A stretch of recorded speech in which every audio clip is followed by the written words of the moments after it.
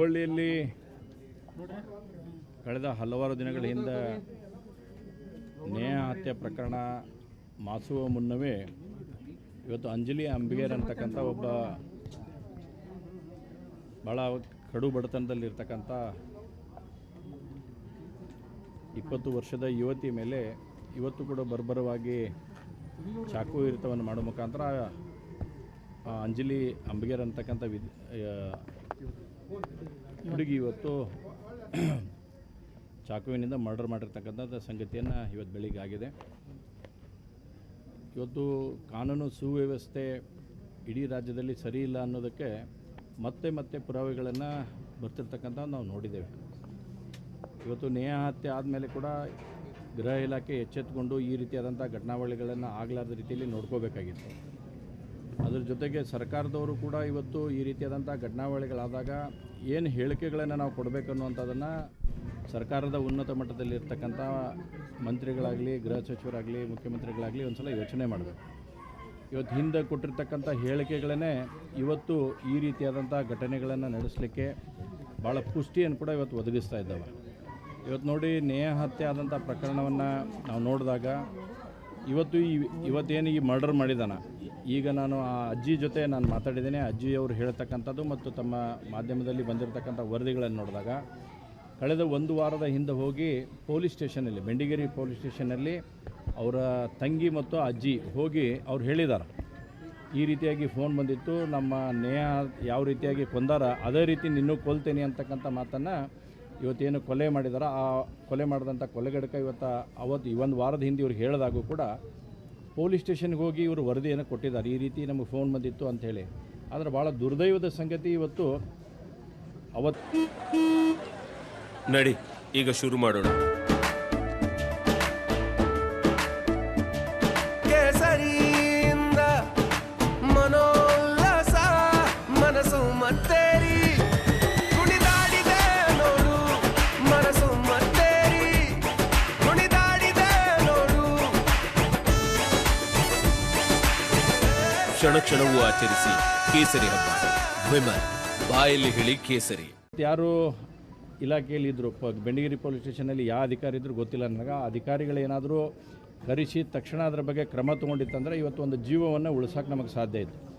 ಇವತ್ತು ಯಾರು ಆ ರೀತಿ ಹೇಳಿದ ಮೇಲೆ ಇವತ್ತು ವೈಫಲ್ಯ ಆಗೈತಿ. ಯಾವುದೇ ಕಾರಣಕ್ಕೂ ಆ ಅಧಿಕಾರಿಗಳನ್ನು ಮೊದಲು ಅವ್ರ ಮೇಲೆ ಶಿಕ್ಷೆ ಅವ್ರನ್ನೂ ಕೂಡ ಅಷ್ಟೇ ಅಪರಾಧಿ ಭಾವನೆಯಲ್ಲಿ ಇವತ್ತು ನಾವು ನೋಡಬೇಕಾಗತ್ತೆ. ಅವರೇನಾದರೂ ಅಧಿಕಾರಿಗಳು ಅವತ್ತು ಕರೆಸಿ ಒಂದಿಷ್ಟು ಸರಿಯಾದ ವ್ಯವಸ್ಥೆ ಮಾಡಿದ್ರಂದ್ರೆ ಇವತ್ತು ಈ ಹುಡುಗಿಯ ಜೀವ ಹೋಗಿದ್ದಿಲ್ಲ ಅನ್ನೋಂಥದ್ದು ಭಾಳ ಸ್ಪಷ್ಟವಾಗೈತೆ. ಹಿಂದೂ ಕೂಡ 6 ತಿಂಗಳ ಹಿಂದೆ ಇಲ್ಲೇ ನಮ್ಮ ಪಾಲಿಕೆ ಸದಸ್ಯರು ಇದ್ದಾರೆ, ಶಶಿ ಬಿಜವಾಡ್ ಅಂತಂದೇಳಿ, ಇವರೇ ಸ್ವತಃ ಹೋಗಿ ಅದೇ ಏನು ಇವತ್ತು ಮರ್ಡರ್ ಮಾಡಿದಾನೆ ಆ ಹುಡುಗನ ಇನ್ನೊಂದು ಹುಡುಗಿಗೂ ಇದೇ ರೀತಿ ಮಾಡ್ತಕ್ಕಂಥ ಪ್ರಯತ್ನ ಮಾಡಿದಾಗ ಸ್ವತಃ ನಮ್ಮ ಪಾಲಿಕೆ ಸದಸ್ಯರು ಹೋಗಿ ಅವ್ರಿಗೆ ಭೇಟಿಯಾಗಿ ಈ ರೀತಿ ಮಾಡ್ತಾ ಇದ್ದಾನೆ ಅನ್ನತಕ್ಕಂಥ ಬಂದಾಗ, ಇಲ್ಲ ಅದು ಅಪ್ರಾಪ್ತ ಹುಡುಗೈತಿ, ಸುಮ್ಮನೆ ಸಮಸ್ಯೆ ಆಗೈತಿ, ನಾವು ಅಷ್ಟೇ ಹೇಳಿ ಸರಿ ಮಾಡ್ತೇನೆ ಅನ್ನೋಂಥದ್ದನ್ನು ಅವತ್ತಿನ ಸಂದರ್ಭದಲ್ಲಿ ಕೂಡ ಅವರು ಅಧಿಕಾರಿಗಳು ಹೇಳಿದ್ದಾರೆ ಅನ್ನೋಂಥ ಮಾಹಿತಿ ನನಗೆ ಸಿಕ್ಕಿದೆ. ಈ ರೀತಿಯಾದಂಥ ಕ್ರಿಮಿನಲ್ ಆ್ಯಕ್ಟಿವಿಟಿಗಳನ್ನು ಹೊಂದಿರತಕ್ಕಂಥವ್ರು ಯಾರೇ ಆಗಲಿ, ಇರ್ರೆಸ್ಪೆಕ್ಟಿವ್ ಆಫ್ ಆಲ್ ಕಾಸ್ಟ್, ನಾನು ಭಾಳ ಸ್ಪಷ್ಟವಾಗಿ ಹೇಳಕತ್ತೇನೆ, ಈ ರೀತಿಯಾದಂಥ ವ್ಯಕ್ತಿಗಳನ್ನು ನೀವು ಬಿಡು ಮುಖಾಂತರ ಇಲಾಖೆ ಅವ್ರ ಮೇಲೆ ಕ್ರಮ ಕೈಗೊಳ್ಳಿಲ್ಲ ಅಂದರೆ ಭಾಳಷ್ಟು ಸಮಸ್ಯೆಗಳಾಗ್ತವೆ.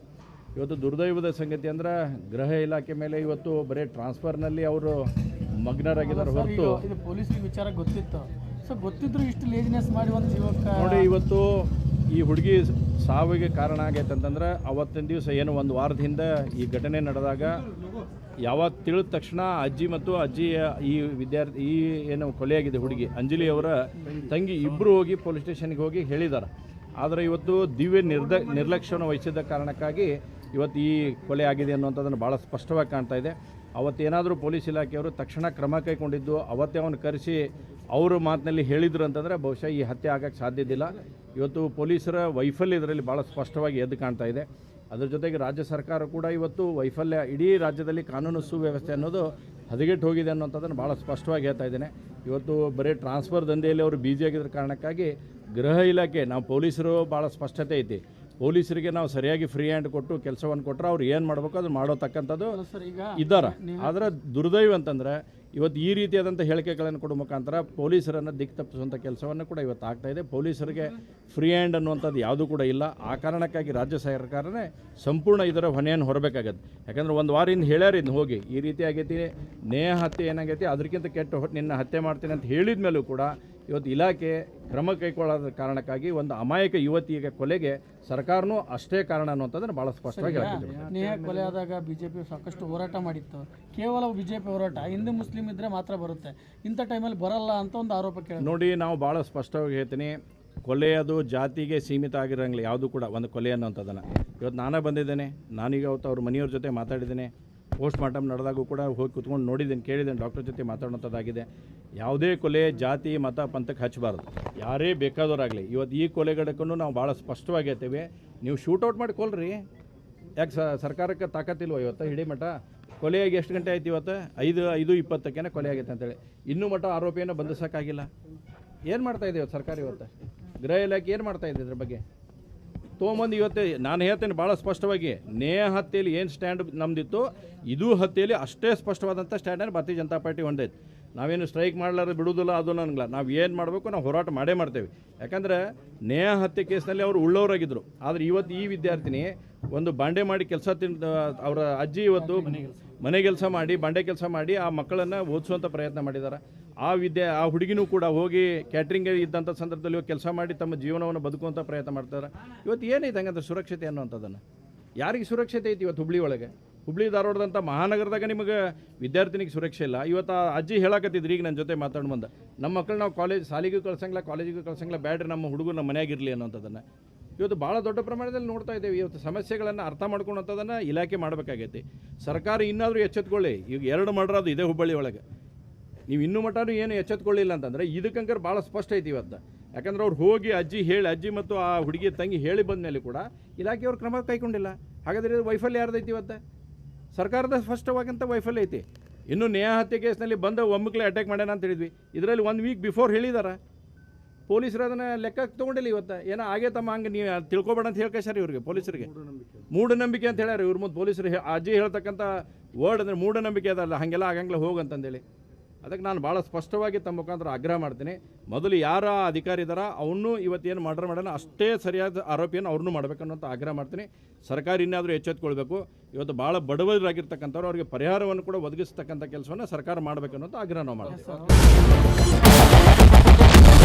ಕ್ಯಾಪ್ಟನ್ ಅರ್ಜುನ್ನ ಕೊಂದಿದ್ದು ಯಾರು? ಅವ್ರ ನರೇಟಿವ್ ಎಲ್ಲಿ ತಂದಿಟ್ಟಿದ್ದಾರೆ ಅಂತಂದ್ರೆ ಸಂಪತ್ತನ್ನ ಹಂಚಿಬಿಡೋದು ಅಂತ. ಇದು ಸ್ಟುಡಿಯೋ ಟಿಪ್ಪು ಜಯಂತಿ ಮಾಡಕ್ಕೆ ಅವ್ರಿಗೆ ಖಂಡಿಸಿದ್ರು. Very nice. ಯಾರು ತಪ್ಪು ಮಾಡಿರೋದಿಲ್ಲಿ? ಓಲೈಕೆ ಹೇಳಿಕೆ ಇದು ಅಂತ ಹೇಳಿ ಯಾಕೆ ಪರಿಗಣಿಸಬಾರದು? ಕಿಚ್ಚಕ್ಕಲ್ಲ ಇದು ವೇದಿಕೆ. ಇದು ಫೋಟೋ ಎಲ್ಲರಿಗೂ ಒಂದು ಟೈಮ್ ನಿಮ್ಮ ಸಮಯ ಮುಗಿದಿದೆ. ಅವ್ರು ಹೇಳೋಕ್ಕಿಂತ ಮುಂಚೆನೆ ಹೇಗೆ ಪ್ರತಾಪ್ ಸಿಂಹ ಪಾಸ್ ಕೊಟ್ಟಿದಂತ ಆಗ್ಲಿ ಡಿಕ್ಲೇರ್ ಆಗೋಗಿತ್ತು ಅಂತ ನನಗೊಂದು ಡೌಟ್ ಬಂತು. ಸಾಕು ನಿಲ್ಸಿ. ಕೆಟ್ಟ ಪದ ಬಳಕೆ ಕಾಂಪಿಟೇಷನ್ ಇಟ್ಟಿಲ್ಲ ನಾವಿಲ್ಲಿ.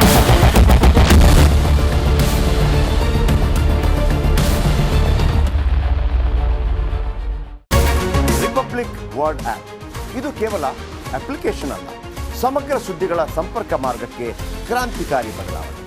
ರಿಪಬ್ಲಿಕ್ ವರ್ಡ್ ಆಪ್ ಕೇವಲ ಸುದ್ದಿ ಅಪ್ಲಿಕೇಶನ್ ಪರಿಚಯಿಸ್ತಾ ಇಲ್ಲ, ಬದಲಾಗಿ ಡಿಜಿಟಲ್ ಸುದ್ದಿ ಬಳಕೆಯ ಹೊಸ ಯುಗಕ್ಕೆ ನಾಂದಿ ಹಾಡ್ತಾ ಇದೆ. ಇದೊಂದು ಬ್ರೇಕಿಂಗ್ ನ್ಯೂಸ್, ಪ್ರಭಾವಶಾಲಿ ಕಾರ್ಯಕ್ರಮಗಳಿಗೆ ಗಟ್ಟಿಯಾದ ವೇದಿಕೆ. ಇಲ್ಲಿ ಕೇವಲ ತಾಜಾ ಸುದ್ದಿ, ಅದರ ನೇರ ಪ್ರಸಾರ ಮತ್ತು ಚರ್ಚೆಗಳಿಗೆ ಮಾತ್ರ ಅವಕಾಶ. ರಿಪಬ್ಲಿಕ್ ವರ್ಲ್ಡ್ ಆಪ್ ಡೌನ್ಲೋಡ್ ಮಾಡಿಕೊಳ್ಳಿ. ಗೂಗಲ್ ಪ್ಲೇ ಸ್ಟೋರ್ ಮತ್ತು ಆಪಲ್ ಆಪ್ ಸ್ಟೋರ್ನಲ್ಲಿ ಲಭ್ಯವಿದೆ.